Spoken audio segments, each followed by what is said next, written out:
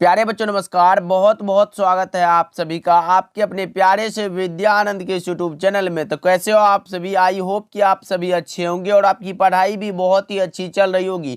तो चलिए आज के क्लास में हम लेके आए हैं आपके लिए क्लास 12th केमिस्ट्री का टॉप 35 VVI ऑब्जेक्टिव क्वेश्चन। ये सारे के सारे इंपॉर्टेंट क्वेश्चन आज हम लोग करने वाले हैं, तो फटाफट से आप जुड़ जाओ और आज के क्लास में मैं जितना ऑब्जेक्टिव दे रहा हूँ उसको आप अच्छे से याद कर लीजिएगा। ओके, चलिए क्लास को स्टार्ट करते हैं। और पहला नंबर सवाल आपके सामने आ चुका है, लगाते चलो चैट सेक्शन में आंसर। देखिए पहला नंबर सवाल क्या कह रहा है, निम्नलिखित में कौन सबसे कम क्वथनांक वाली गैस है। अब आपको बताना है कि निम्नलिखित में कौन सी गैस है जो सबसे कम क्वथनांक वाली है, हाइड्रोजन, हीलियम, नाइट्रोजन या फिर आर्गन।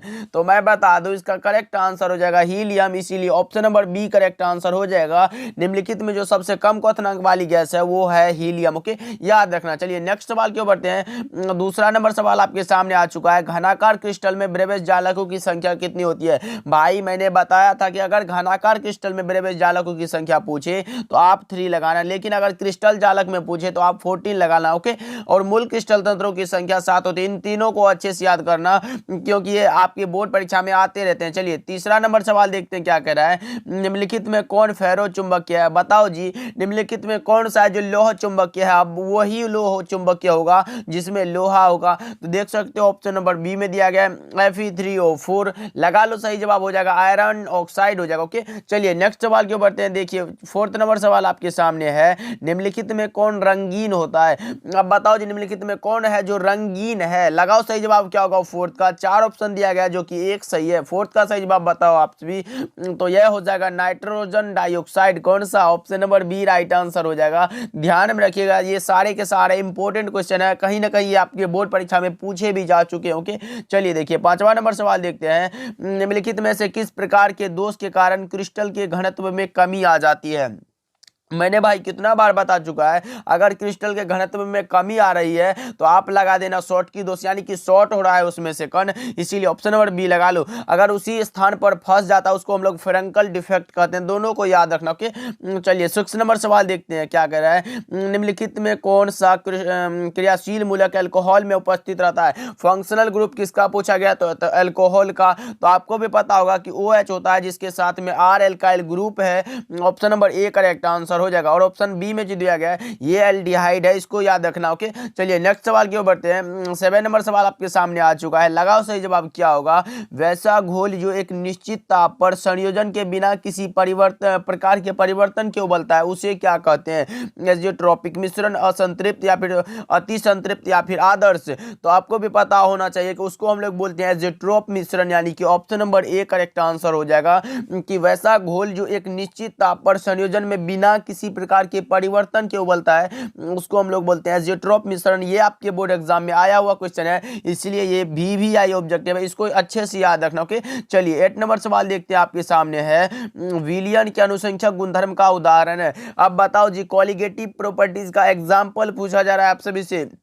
तो मैंने बताया था कि विलियन का अनुसंख्यक गुणधर्म वह है जो विलियन में उपस्थित विलय के कणों की संख्या पर निर्भर करती है, उसको हम लोग अनुसंख्यक गुणधर्म कहते हैं। और 4 एग्जाम्पल बताया था, क्वथनांक का उन्नयन, हिमांक का अवनमन, परासरणी दाब और वाष्प दाब का अपेक्षिक अवनमन। तो देख लो चारों एग्जाम्पल में कौन सा आया है, तो क्वथनांक का उन्नयन, option number C correct answer हो जाएगा। ये घनत्व, द्रव्यमान, ताप ये सब नहीं है कॉलिगेटिव प्रॉपर्टीज का एग्जाम्पल। ओके, याद रखना। चलिए 9 नंबर सवाल देखते हैं, प्राकृतिक रबर निम्नलिखित में किसका बहुलक है। भाई आपको पता होगा आइसोप्रीन का है, option number C right answer हो जाएगा। ओके, चलिए 10 नंबर सवाल देखते हैं आपके सामने आ चुका है, लगाते चलो चैट सेक्शन में आंसर और लास्ट में बताना आप कितना सही कर पाते हो इस 35 ऑब्जेक्टिव में। देखिए क्या कह रहा है, निम्नलिखित में कौन अर्धपारगम्य झिल्ली से निकल पाते हैं। अब बताओ जी, कौन है जो अर्धपारगम्य झिल्ली से निकल पाते हैं। तो आपको पता होगा कि ये विलायक के कण जो होते हैं, कौन सा, विलायक के अणु होते हैं। Option number A correct answer हो जाएगा, जो निकल पाते हैं कौन सा,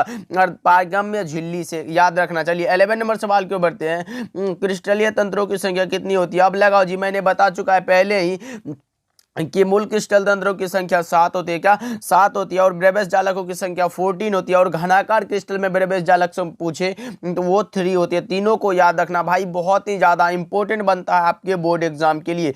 12 नंबर सवाल देखिए, निम्नलिखित में कौन सहसंयोजक ठोस है। भाई सहसंयोजक ठोस का एग्जाम्पल पूछा जा रहा है, लोहा, हीरा, सोडियम क्लोराइड या फिर तांबा। लगाओ 12 का सही जवाब क्या होगा, तो आपको भी पता होगा कौन सा होगा भाई, सोडियम क्लोराइड या फिर लोहा हीरा, कौन सा हीरा हो जाएगा। ऑप्शन नंबर बी बिल्कुल ही सही जवाब हो जाएगा, 12 का B is the correct answer, ध्यान में रखिएगा आप सभी। ओके चलिए नेक्स्ट सवाल क्यों बढ़ते हैं। 13 नंबर सवाल क्या करें, जो विलियन रॉल के नियम का पालन करता है। अब लगाओ जी, जो विलियन रॉल के नियम का पालन करेगा उसको हम लोग बोलते हैं आइडियल सॉल्यूशन, और जो नहीं करता उसको बोलते हैं नॉन आइडियल सॉल्यूशन। तो आप लगा सकते हो आदर्श विलियन हो जाएगा, क्योंकि ये पालन कर रहा है। ओके चलिए 14 नंबर सवाल के बढ़ते हैं। और अभी तक आप लोगों ने क्लास को लाइक नहीं किया तो कर दीजिएगा भाई, चैनल पे नए जुड़े तो सब्सक्राइब करके जुड़ जाइए हमारे साथ। देखिए मोलरता बराबर कितना होता है, मोलरता को हम लोग जो है कैपिटल एम से डिनोट करते हैं। मोलरता एम बराबर जो फॉर्मूला होता है वो होता है एन बटा में भी, क्या एन बटा में भी। एन जो है ये हो गया मोल ऑफ सोल्यूट, और भी जो है ये होता है वॉल्यूम ऑफ सॉल्यूशन। कौन सा, option number A correct answer हो जाएगा, एन बटा में भी होता है, ध्यान में रखिएगा आप सभी। ओके चलिए 15 नंबर सवाल देखते हैं। यूरिया का जलीय विलयन विद्युत का क्या होता है, सुचालक होता है, कुचालक होता है, अर्धचालक होता है, या फिर इनमें से कोई नहीं।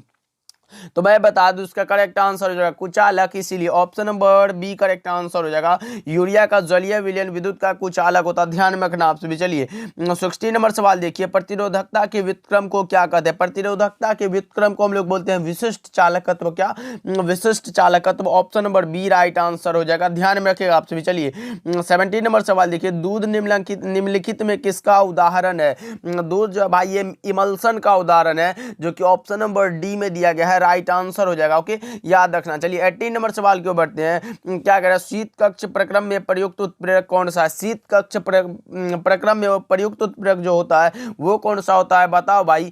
तो यह होता है नाइट्रस ऑक्साइड यानी कि N2O, कौन सा, ऑप्शन नंबर ए में दिया गया है, राइट आंसर हो जाएगा। 19 नंबर सवाल देखिए, निम्नलिखित में कौन सा हैलोजन प्रबलतम ऑक्सीकारक है। प्रबलतम भाई लगाओ सही जवाब क्या होगा, ऑक्सीकारक प्रबलतम आ गया तो आप लगा लो fluorine, option number C correct answer हो जाएगा, ध्यान में रखिएगा आपसे। ओके चलिए 20 नंबर सवाल देखते हैं क्या कह रहा है। निम्नलिखित में कौन सा कथन सत्य है। भाई सभी अयस्क खनिज होते हैं, ये आपको पता होगा, इसीलिए ऑप्शन नंबर ए राइट आंसर हो जाएगा, आगे बढ़ने की जरूरत ही नहीं। ओके चलिए 21 नंबर सवाल देखिए, CONH2 को कहा जाता है, इसका क्या नाम है भाई, एमिडो ग्रुप क्या कहा जाता है, amido group, option number A correct answer हो जाएगा।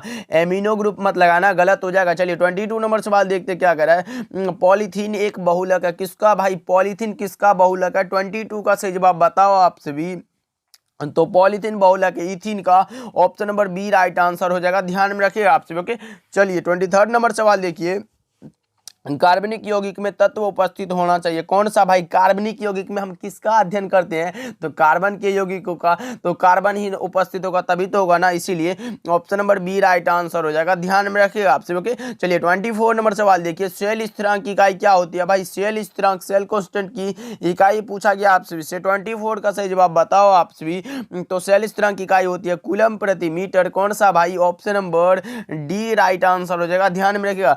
आर बराबर रो एल ए होता है, उसी से आप फॉर्मूला से निकाल सकते हो। एल बटा में ए जो होता है, क्या एल बटा में ए होता है, एल को हम कूलम मीटर लिखते हैं और कूलम मीटर स्क्वायर लिखते हैं। यहाँ से एक मीटर कट गया ये, तो क्या बचा, मीटर इनवर्स बचा, कूलम मीटर इनवर्स, ध्यान में रखिएगा, option number D right answer हो जाएगा। ओके चलिए नेक्स्ट सवाल क्यों बढ़ते हैं। 25 नंबर सवाल क्या है, भूपरपट्टी में सर्वाधिक प्राप्त तत्व कौन सा। भूपरपट्टी में सर्वाधिक कौन सा तत्व पाया जाता है भाई, लगाओ सही जवाब क्या होगा, वो हमारा होता है ऑक्सीजन, जो कि ऑप्शन नंबर सी में दिया गया, ऑक्सीजन सबसे अधिक पाया जाता है। ओके चलिए 26 नंबर सवाल देखिए, अयस्कों में उपस्थित अशुद्धि को क्या कहते हैं, उसको बोलते हैं क्या भाई, तो गैंग या धात्री बोलते हैं, क्या गैंग या धात्री, option number B right answer हो जाएगा। अगर आपके सामने ऑप्शन में गैंग ना दे के आधात्री दे दे तो आप वो लगाना। ओके चलिए 27 नंबर सवाल देखते हैं क्या कह रहा है। BCC का सेल में परमाणुओं की संख्या कितनी होती है। Body centred cubic unit cell में परमाणुओं की संख्या पूछा जा रहा है आपसे से, तो लगाओ सही जवाब क्या होगा 27 का। तो मैं बता दूं इसका सही जवाब हो जाएगा कौन सा, 2 होता है, परमाणु 2 होता है, लेकिन अगर कोऑर्डिनेशन नंबर पूछे तो आप 8 लगाइएगा, क्या 8 लगाइएगा, कोऑर्डिनेशन नंबर और परमाणु की संख्या 2 होती है, बस याद रखना। ओके 28 नंबर सवाल देखिए, अनुक्ता का अधिकतम मान कितना हो सकता है। अनुक्ता भाई मॉलिक्यूलरिटी का जो अधिकतम मान होता है वो हमारा होता है 3, इसीलिए option number D right answer हो जाएगा। ओके, चलिए 29 नंबर सवाल देखिए, वह गैस जो जल के ऊपर एकत्र नहीं की जा सकती है वह कौन सा है? वह गैस जो जल के ऊपर एकत्र नहीं होती है वो हमारा होता है SO2, क्या? सल्फर डाइऑक्साइड, इसीलिए option number D right answer हो जाएगा। और ये SO2 जो है ये कलरलेस यानी कि रंगहीन गैस है, इसको भी याद रखिएगा आप सभी। ओके, चलिए 30 नंबर सवाल देखते हैं क्या कह रहा है, संकुल कितने प्रकार के होते हैं? संकुल भाई बताओ, संकुल कितने प्रकार के होते हैं? तो संकुल 3 प्रकार के होते हैं, option number C right answer हो जाएगा। ओके, चलिए 31 नंबर सवाल देखते हैं, इथेन में कार्बन का संकरण है, इथेन में कार्बन का संकरण बताओ जी, sp3 sp2 sp या फिर sp3 होता है? लगाओ 31 का सही जवाब क्या हुआ तो मैं बता दूं, sp3 होता है, option number A correct answer हो जाएगा। हाइब्रिडाइजेशन पूछा गया है, आप निकालना जानते हो तो निकाल लीजिएगा। ओके, चलिए 32 नंबर सवाल देखते हैं, फिनोल के नाइट्रेशन से अंतिम उत्पाद बनता है, कौन सा बनता है भाई?